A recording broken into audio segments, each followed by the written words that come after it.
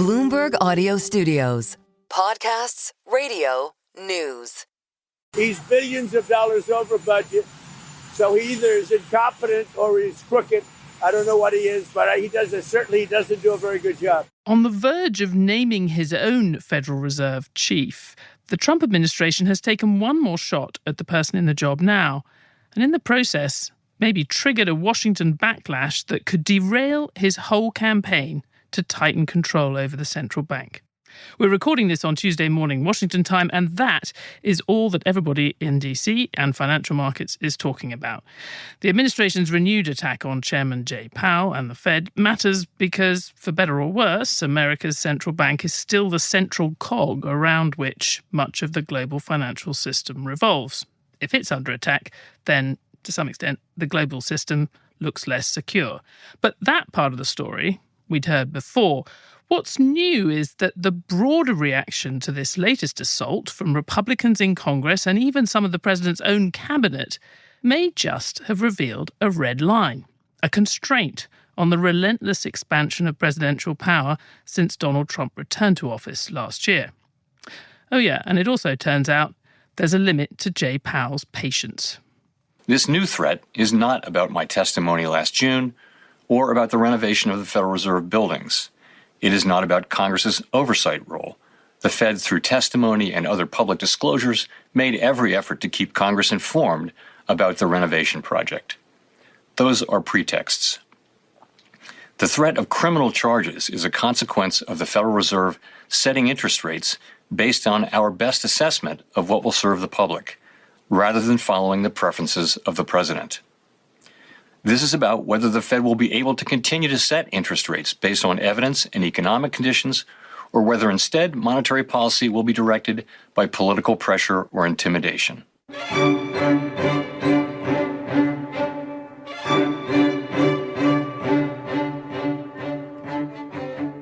I'm Stephanie Flanders, head of government and economics at Bloomberg. Welcome to Trumponomics, the podcast that looks at the economic world of Donald Trump, how he's already shaped the global economy, and what on earth is going to happen next. President Trump took his fight against Federal Reserve Chair Jay Powell one step further this week when federal prosecutors began investigating Powell for his role overseeing renovation work being done on the central bank's headquarters. What was different this time, as I've mentioned, is that Powell got mad and, almost simultaneously, so did senior Republican lawmakers on the Senate Finance Committee. One way or another, that reaction from senators and from Powell himself could make it a whole lot harder for the president to put more of his people in charge of US official interest rates. Could also make it more difficult for the people who are there now to support the lower interest rates the president so wants to see, even if the economy's calling for it.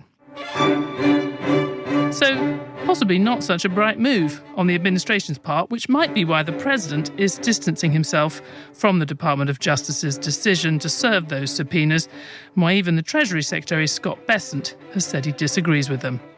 A lot to unpack there. Joining us to discuss it all from D.C., senior Washington correspondent Saleha Mohsin, author of Paper Soldiers, How the Weaponization of the Dollar Changed the World Order. Welcome, Saleha, at short notice. Thank you very much. Great to be here, Stephanie. And Trumponomics regular and former Fed official, Anna Wong, chief US economist for Bloomberg Economics. Anna, always great to have you. Great to be here.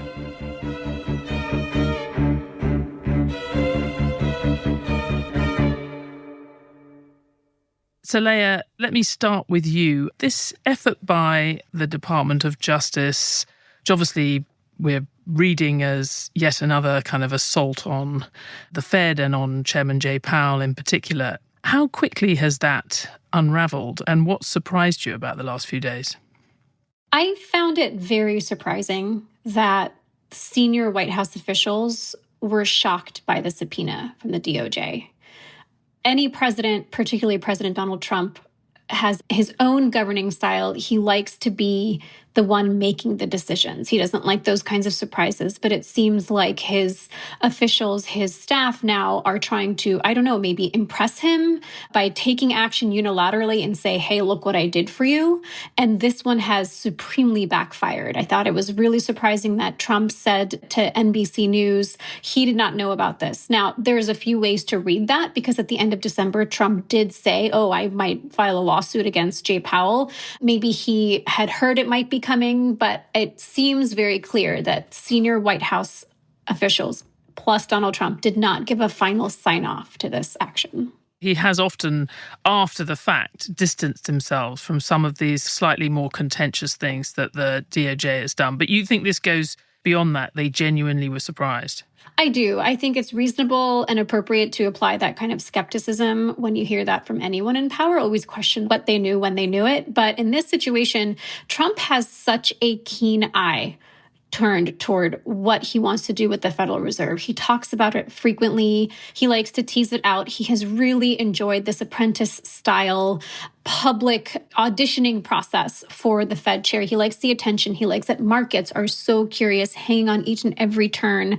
He would not want to take his eye off the ball, particularly when it comes to markets. He really watches how markets moves. He understands these things. He talks to CEOs, bank CEOs, industries, other companies. He knows that this is a big one, and his officials, his senior economic team, they also know how keenly he's watching this. You wouldn't see Treasury Secretary Bessent take a step like this without making sure that the commander-in-chief knew.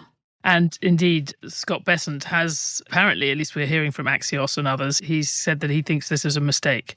Yeah, he told Trump, according to Axios, that this whole thing has messed up the somewhat organized process that he had put in place to keep markets calm, to keep Trump focused on the larger target when it comes to choosing a Fed chair replacement for Powell coming up in May. Since June, we've seen a somewhat organized process of we have 11 candidates and then it's going to be whittled down. He's been communicating everything, working pretty much in lockstep with Trump. And then Pulte comes in and orchestrates the firing of Lisa Cook when Scott Bessent is not in town. That's a matter of public record. And also, what you can piece together from what we know publicly, on Friday, when the DOJ sent the subpoena notices, Bessent was in Minnesota. So once again, he was not in town when this move happened. He found out later. And we should explain who Bill Pulte is. So Bill Pulte is the Federal Housing Finance Agency director. It is not usually such a public role. It's not a senior cabinet officer level like a Commerce or Treasury Secretary type role, but he has really come out as this bulldog for Trump on a lot of issues, from housing affordability and obviously the Federal Reserve. And this is kind of how Trump works. He likes to have his bulldog there, a disruptor. Trump, for a long time, we've been hearing from sources that he really likes Pulte, no matter how much havoc he's wreaking, how mad Bessent might get at Pulte. Let's just remember that Bessent, a couple of months ago, had a run-in with Pulte over housing policy and a couple of other things where maybe he was stepping on Treasury's toes. And Bessent said, let's step outside, I'm going to beat you. So it's a tense relationship, but Trump enjoys this kind of theater. Anna, I couldn't help thinking of you as a pretty long time Fed official in various capacities before you came to us. What did you think when you saw that really unprecedented video message from Chair Powell the weekend? I thought that the Trump administration's DOJ probe has awakened the dragon. Powell has a usually very calm demeanor. He doesn't get ruffled by a lot of things. He was pretty restrained last year when they were touring in their hard hats, touring the renovation, and Powell was picking Trump up on his numbers. So the 2.7 is now 3.1. I'm not aware of that. Yeah, it just came out. You're including the Martin renovation. You just added our entire capital. Yeah, you just added in a third building is what that is. That's a third building. Well, no, the but Martin building. it's a building that's being built. No, it was built 5 years ago. It's part of the overall work. But it's not new. Just looking at the past year, he has refrained from commenting or pointing out that the administration interference into monetary policy. But this time you could see that he has lost his cool. And Saleha, the story we had today was that the whole effort was going to potentially derail the president's efforts, in part because this is going to make it much less likely that the current chair, Jay Powell, leaves his place on the board when he stops being chair in May. That's what we're hearing from really anyone who knows Powell well or is close to him. We had our own columnist, Bill Dudley, former New York Fed chair, say that on Bloomberg in the last day. Is that your belief? Yeah, and this is something that administration officials are also worried about. All last week, I was hearing from officials and sources, people inside and outside the administration, that what if Powell doesn't leave? He hasn't said he's going to step down in May. Traditionally, a chair will announce it. He will actually step aside. Powell had this one piece of leverage, and he has used it, it seems, in ways that the Trump administration didn't quite foresee. And maybe Powell himself didn't see just how important and significant it was to just keep that to himself. Looking at the tea leaves, talking to people close to Powell, it seemed like he would leave in May. He was just kind of holding that little card in abeyance in case he needed to play it. And now not only could he play it, the subpoena could backfire so significantly that not only could Powell decide, oh, fine, I'm going to stay. I can sit quietly in my office at the headquarters, not oversee any big subcommittees. I'm not the chair, and I can just go in on FOMC meetings and cast my vote and make sure I'm a guardrail against any political interference. He could also end up staying chair for longer because we're hearing now from Congress. They are finally standing up. We heard from Senator Tillis. It was pretty significant that he said he will not confirm Trump's chair pick unless this is resolved. We've heard from French Hill on the House side and other senators on the banking committee that are Republicans saying and realizing they need to protect the Fed. So if there is no chair that has been confirmed by the Senate, that means Powell stays on until there is one. And Anna, do you also think this is going to make him less likely to leave in May? I thought that there are two paths that this could play out. Not leaving in May is potentially one, but not my baseline. And the second one, rather, is that I think the more consequential unintended consequences of this is that Chris Waller could be on the ascendance as the next Fed chair. That's Chris Waller, who's been on the Board of Governors since 2020, and he's considered to be one of the three main candidates for the chair position. That's right. Why I didn't think that Powell would leave, he's just tired. He has been at the Fed since 2012.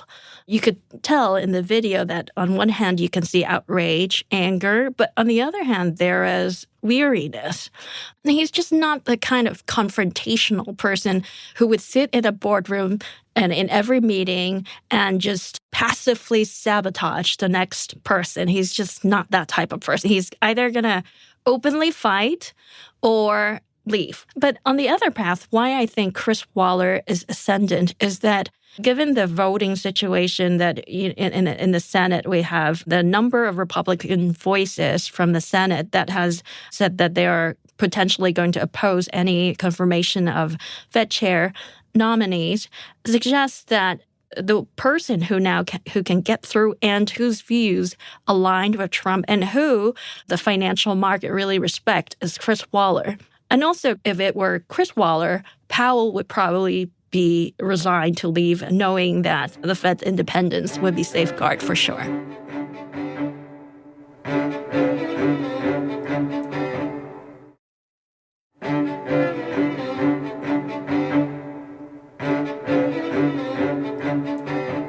Saleha, it seems odd that he would stop being chair but still be on the board. Remind us how that works and how many places the president theoretically had to play, places he was potentially going to be able to fill on that key committee in the Fed, and how this might be affected. Looking at tradition, yes, it would be odd for a Fed chair to no longer be chair but hold on to his governor's seat. But that's not the weirdest thing that's happened in 2026 in the first 2 weeks.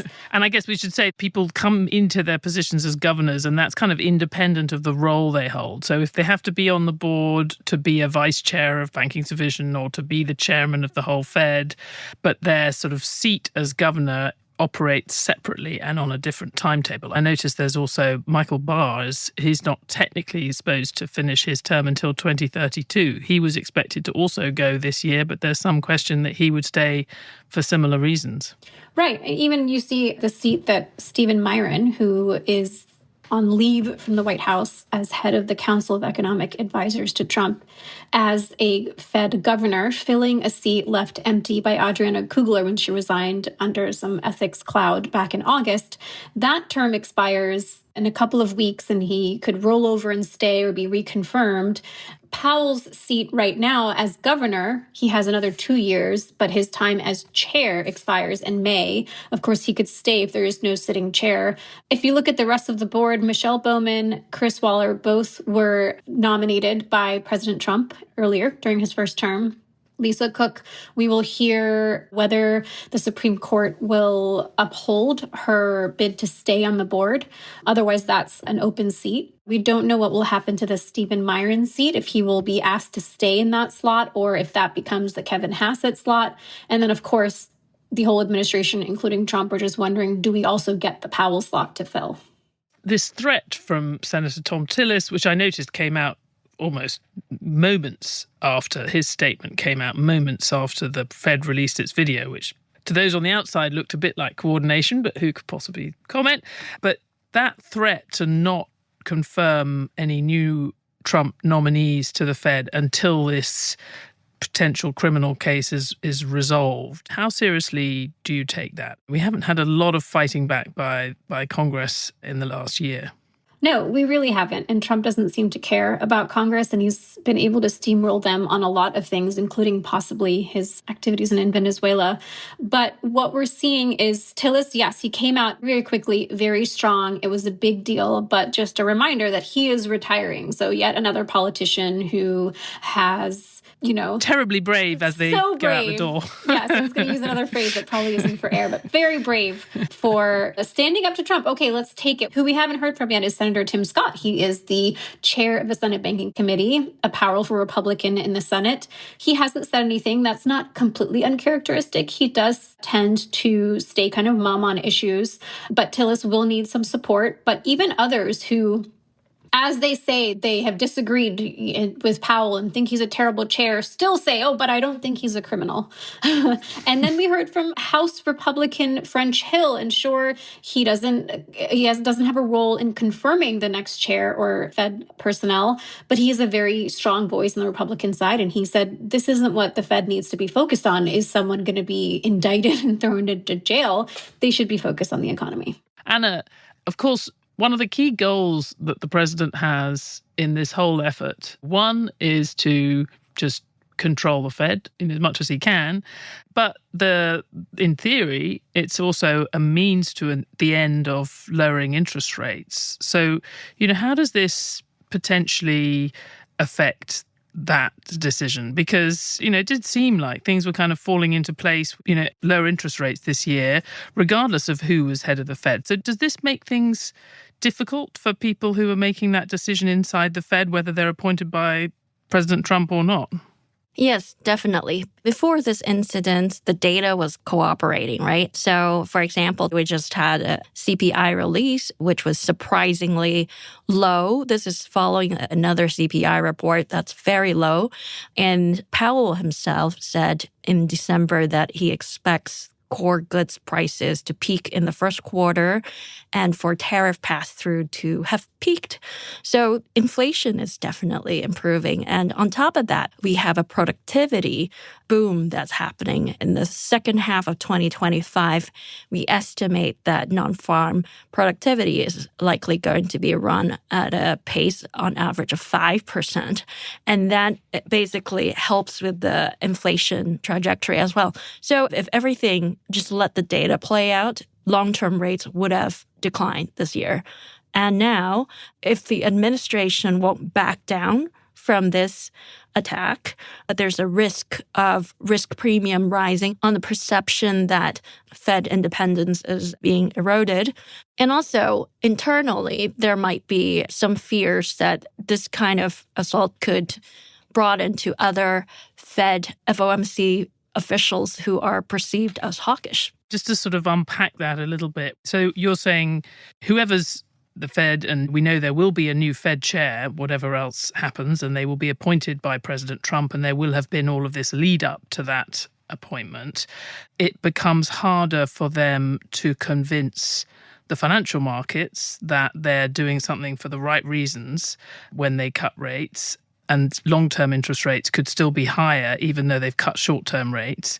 But you're saying there's that credibility problem with the markets, but there also is potentially a credibility or a persuasion problem internally with Fed officials.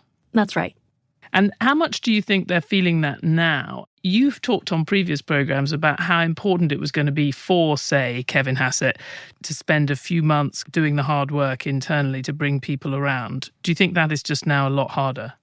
Well, in the scenario where Powell stayed on long after his May expiration as chair, I think it will be harder even for Powell. And Powell has played a critical role in the lowering of rates last year.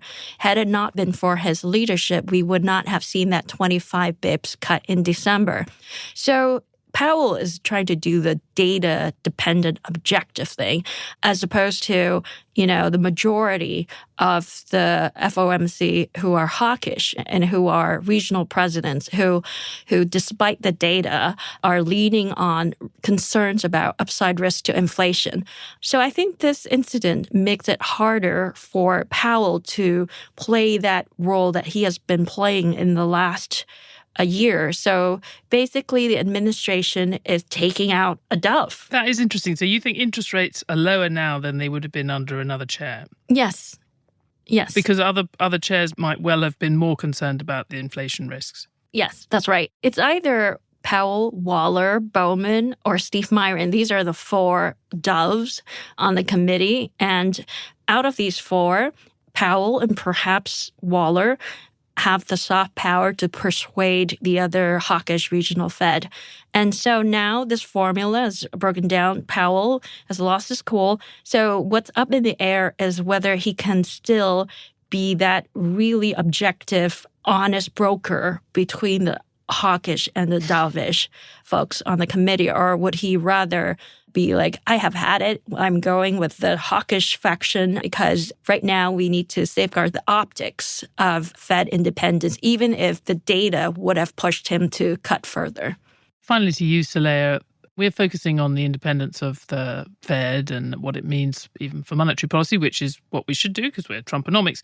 But I did mention at the start that for many people, this is also about a kind of broader question of, are there going to be any limits to presidential power in this administration? And are there red lines that the president finds he can't cross in trying to extend his purview as president? Over the months when I've talked to people even inside the Fed, they see themselves as partly that this battle is about the independence of the central bank, but also about kind of the rule of law in the US. Do you think some of these people who are concerned about this decision, is that part of their justification, or is there just a special case when it comes to the central bank? I think it's both, or I wonder if it's both. It's really something that in the week where the Trump administration blocked further investigation of the shooting by an ICE agent of an American citizen in Minnesota, the same administration is saying we're going to investigate Jerome Powell. And then we also the same week... And the second of those is what's really caused the most Republican outrage. Yes. And at the same time, in an interview with the New York Times on Wednesday, I believe it was, last week, not even a week ago, he said to them in a question about Venezuela, which also happened just in the last couple of days, he was asked about Venezuela, what are the limits? He said, it's not international law, it's my own morality. And I think we should expect him to apply the same rubric when it comes to the central bank. It's not laws necessarily, it's what he himself is or isn't willing to do. But it's also about what others around him and specifically people in Congress, and I guess we might even see this week people in the Supreme Court, judge is appropriate for a president. Do you think this has signaled an overreach in his sort of broader expansion? Or, as I said before, is it just about the central bank? You can take everything else but protect the Fed. Let's see what the Supreme Court says. I feel like we have to protect the Fed because that's our economy. That's inflation. That's how much the purchasing power of every American domestically and internationally. And when that goes awry, every politician, every lawmaker, every administration official knows that's when voters just revolt. And we've seen that in recent years. We're looking at a generation who, I was born in the 80s. I only learned about inflation and the double digits from my parents. We haven't experienced this, so people are going to get very mad. At the same time, the Federal Reserve and those who support the independence of the Federal Reserve should feel fortunate that we have Jay Powell as the chair right now in 2026. He is a lawyer, but also he has deep, decades-old relationships on Capitol Hill. And I think that is really paying off right now. Not every predecessor of his spent as much time cultivating those relationships on both sides of the aisle. Wow, okay, we're going to maybe see what it takes to see off an effort like this from the Trump administration. Although, as we said at the start, one that many members of the Trump administration, including the president, seem to be quite keen to distance themselves from. Saleha Mohsin, Anna Wong, thank you so much.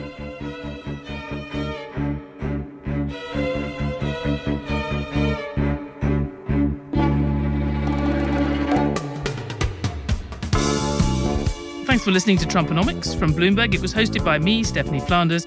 I was joined by Saleha Mohsin, senior Washington correspondent for Bloomberg News, and Anna Wong, chief economist for Bloomberg Economics.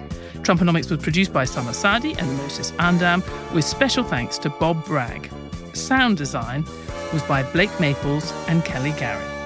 To help others find the show, please rate and review it highly wherever you listen to podcasts.